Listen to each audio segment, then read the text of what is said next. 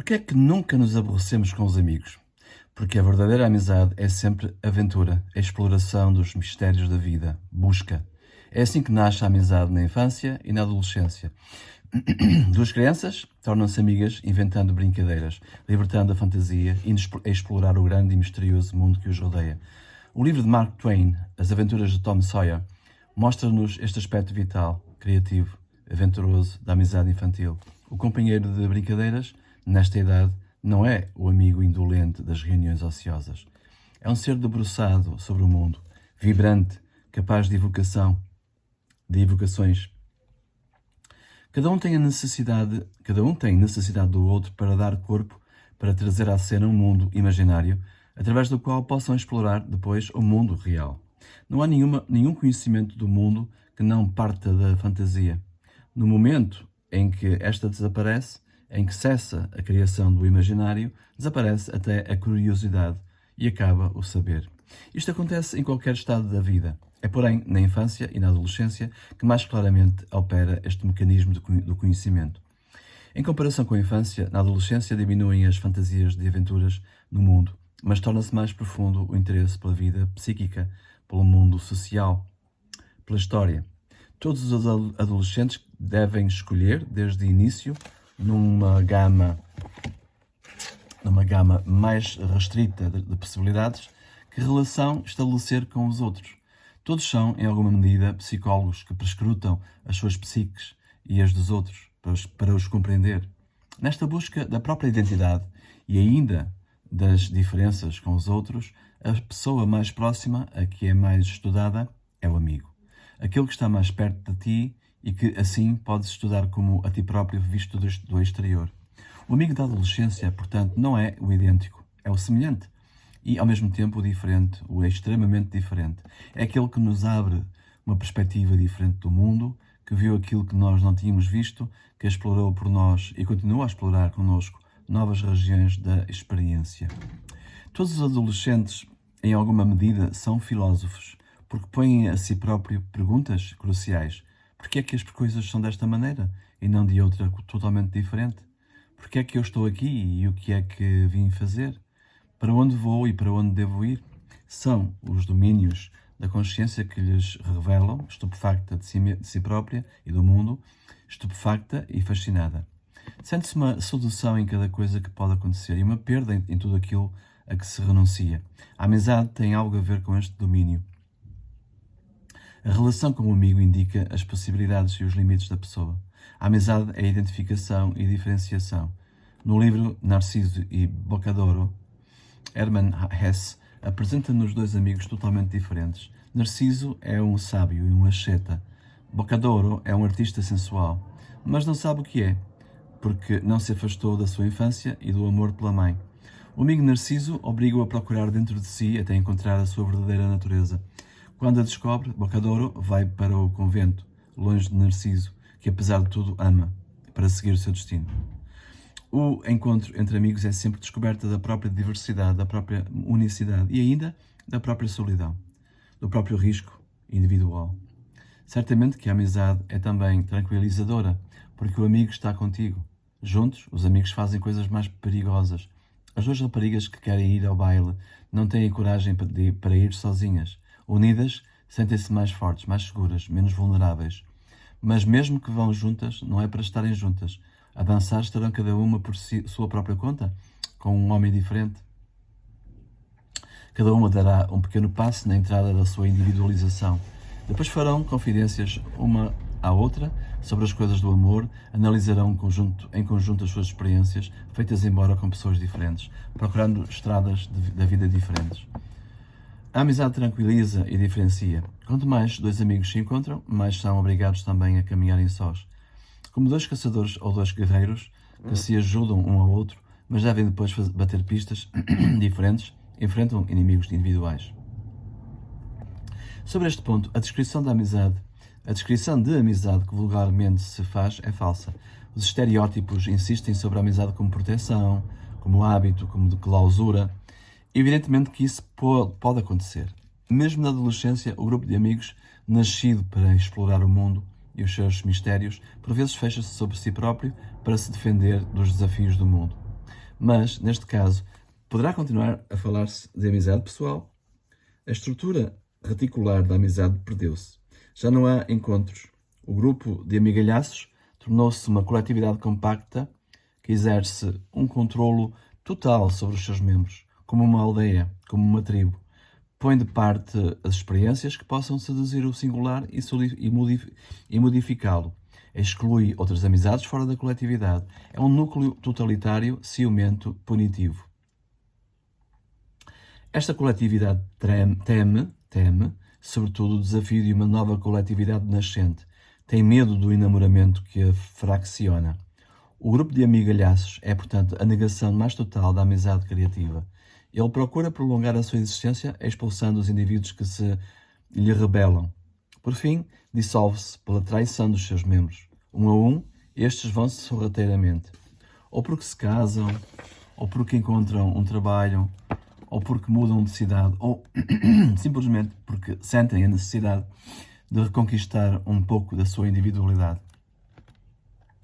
A ideia de que a amizade seja um hábito, que a sua essência se possa aperceber num encontro num bar, no bilhar ou no flipper, é muito vaga. Há até pessoas que identificam a amizade com as reuniões mundanas ou com o cavaquear depois do teatro. Todas as coisas podem ter significados muito diferentes. Quando, porém, nos aborrecemos, não somos amigos. Quando há repetição, monotonia, não há amizade. Os amigos, vimos-lo já, não se aborrecem. Se aborrecem, então quer dizer que não são amigos. Ou então que algum outro apareceu a perturbar o seu encontro. Muitas reuniões mundanas, no bar, no salão de uma senhora ou num country club, não têm qualquer direito de serem chamadas reuniões de amigos. O party não é uma reunião de amigos. É uma misturada de amigos, conhecidos, pessoas ocasionais. As suas metas são múltiplas: passar o tempo, conhecer gente nova, fazer negócios, evidenciar-se, procurar uma aventura erótica e mil outras coisas. Nestas reuniões, os amigos pouco têm a dizer-se, porque estão separados, porque se devem submeter aos rituais sociais. Espontaneamente, tenderão a separar-se, a aproximar-se um do outro. Dissemos que a verdadeira amizade é aventura, exploração, busca e demos o exemplo da amizade infantil e da adolescência. Mas não é um erro. A amizade infantil e da adolescência não são diferentes, absolutamente diferentes da dos adultos? Muitos factos depõem a favor desta tese. Por exemplo, os companheiros de jogos encapricham-se um pelo outro rapidamente. Vivem um interesse obsessivo que dura dias ou semanas e depois, de improviso, esquecem-se de tudo. Os sentimentos adultos, seja de amor ou amizade, são incrivelmente mais estáveis. O enamoramento adulto nada tem a ver com as rapidíssimas e abrasadoras empreitadas infantis, infatuações passageiras que o adulto experimenta sob influência do erotismo e não do amor. No que diz respeito à amizade, vemos que as crianças disputam com os seus amigos, amuam, são ciumentas, depois voltam a acalmar-se. Nada de semelhante na amizade adulta que não admite este tipo de caprichos. Por vezes, os adolescentes têm atitudes para com os seus amigos que nós consideramos típicas dos enamorados. O apego exclusivo, o ciúme. Na adolescência não há, como existe no estado adulto, uma distinção nítida entre enamoramento, afeto, amor fraterno e amor da amizade. Por vezes, encontram-se pessoas que se prolongam na sua vida adulta esta modalidade infantil e adolescente de relações com os amigos. Têm infatuações passageiras, sobrevalorizam a pessoa acabada de conhecer, são possessivos em relação aos amigos, ciumentos da sua confiança. Um sintoma inequívoco desta fixação infantil e adolescente é a inveja, a falta de respeito, de discrição. É verdade, portanto, que a amizade infantil e adolescente é menos distinta das outras formas de afeto e de amor. Isto não significa, no entanto, que não se possa distinguir, já neste estado, aquilo que é típico da amizade e que não se confunde com outras relações. Voltamos ao exemplo de Narciso e Bocadouro. O primeiro encontro dos dois amigos poderia muito bem ter sido o prelúdio de um enamoramento homossexual. Compreende-se, no entanto, claramente, que se trata de amizade quando Narciso diz ao amigo: não é nossa intenção aproximarmos-nos. A nossa meta não é transformarmos-nos um no outro, mas conhecermos-nos um ao outro e aprender a ver e a respeitar no outro aquilo que ele é, o nosso oposto e o nosso complemento. Este discurso é típico da amizade. As características essenciais da amizade podem identificar-se facilmente, mesmo nas ações típicas da infância. Por exemplo, no filme de Spielberg, E.T. Este filme trata da amizade entre um menino, Elliot, e um pequeno extraterrestre que ficou na Terra. A amizade entre dois seres tão diferentes é já um sinal típico deste sentimento. O pequeno Elliot está encantado com o amigo extraterrestre que possui poderes extraordinários. Observa Pierre Alder-Rovati. Passo a citar. A criança identifica-se com ET para fugir ao mundo dos adultos, para tomar uma estrada diferente que não esteja já toda demarcada. Através do extraterrestre, a criança tenta, como sempre fez, desviar-se da paisagem cotidiana da família e da escola. Fecha a citação. Nesta altura, Rovati curiosamente acrescenta, abre citação, porém, a moda não é amizade. Fim de citação. Conclusão, totalmente errada, porque é exatamente isto a amizade. Exatamente esta saída da paisagem cotidiana. Recordemos as aventuras de Tom Sawyer, a apresentação de Huckleberry Finn, abre citação. Naquele dia, Tom encontrou-se na zona dos rapazes da aldeia com Huckleberry Finn, o filho do bêbado. Huck era cordialmente detestado e temido pelas mamás, por ser vagabundo, rebelde a todas as leis divinas e humanas, mal criado e mau. E por estas qualidades, admirado por todos os companheiros. Não obedecia a ninguém, andava a pescar e a nadar quando e onde e até à hora que queria. Não havia ninguém que o proibisse de lutar com os outros rapazes ou que, a uma certa hora, o mandasse dormir. Não era obrigado a lavar-se, a vestir roupa engomada, sabia blasfemar e dizer palavrões de uma maneira maravilhosa. Não lhe faltava nada, em suma, de tudo aquilo que torna a vida bela. Assim parecia, pelo menos, a todos os rapazes vigiados, cuidados, amassados pelos pais e pelos que os rodeiam. Huckleberry Finn era o rebelde interessante, a figura romântica. Fecha a citação. Para a criança, portanto, o extraterrestre é o companheiro fantástico com o qual se rebela à vida cotidiana e explora as fronteiras do possível. Mas o que é a criança terrestre para o ET? O ET está só, indefeso, tem medo. Perdeu os pais e quer encontrá-los. Quer-os. Quer a sua casa. Escolhe como amigo Elliot porque ele não se espanta com o seu aspecto. Não afasta, não recusa. Elliot vê imediatamente que o extraterrestre é, na realidade, uma criança como ele. Vê-lo para além da aparência monstruosa. Intui-lhe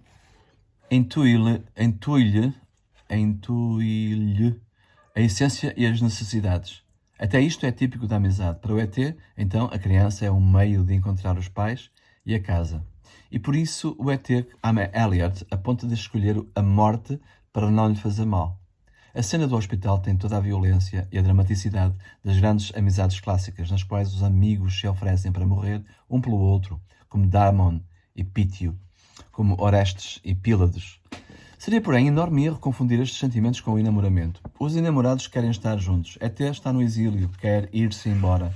Elliot é o companheiro da sua viagem de regresso. Através de Elliot, o extraterrestre regressa à verdadeira pátria, que não é a casa de Elliot, é o céu. No filme, a relação emotiva entre os dois amigos é intensíssima, dilacerante na identificação e na perda. E por fim o ET parte. Os amigos terrestres acompanham-no à astronave. A amizade permite que se vá embora. Se tivessem sido dois enamorados, ET teria ficado, ou Elliot teria ido com ele, ou ter-se-iam morto. O enamorado deve ficar com o amado. Pelo contrário, a amizade é serviço. Os amigos ajudam-no a partir, a ir para onde é a sua pátria, a realizar aquilo que o seu amor escolhe.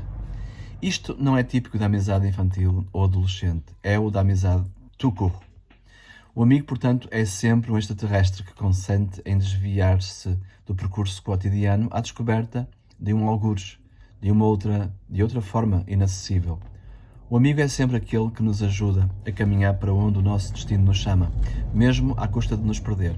Há pessoas que se encontram todas as noites, ano após ano, para dar 4 dedos de conversa. Às vezes são conterrâneos, companheiros da escola, têm muito pouco a dizer uns aos outros. Os assuntos são quase sempre os mesmos, repetem as mesmas frases, fazem as mesmas observações, mesmo quando os participantes individualmente são inteligentes e vivos, mas entram na companhia, diminuem-se totalmente. A companhia absorve todos os interesses, banaliza todas as relações, impõe a todos um denominador comum, linguístico mínimo, que impede que se digam coisas novas.